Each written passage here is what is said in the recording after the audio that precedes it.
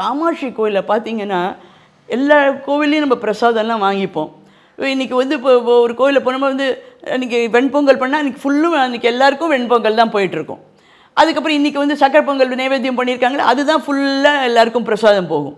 இன்றைக்கி வந்து தயிர் சாதம் பிரசாதமாக சுவாமி கொடுத்துட்டாங்களா அதுதான் எல்லாேருக்கும். ஆனால் இந்த காமாட்சி கோவிலில் அப்படி அவ்வளோ இதுதான் ஒன்றே ஒன்றில் நிற்காது. என்னாச்சு, சக்கரை பொங்கல் தீர்ந்தெடுத்து வெண்பொங்கல் வந்துட்டு இருந்தது.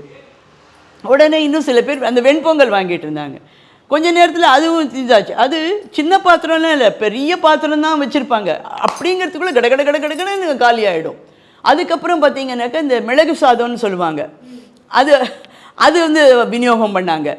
அதுவும் முடிஞ்சிடுது. அதுக்கப்புறம் பார்த்தா தயிர் சாதம்.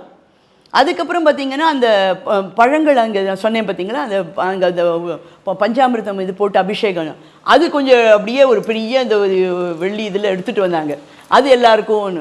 ஸோ அப்படிங்கிறதுக்குள்ளே மாற்றி உங்களுக்கு ஏதோ வந்துக்கிட்டே இருக்கும்.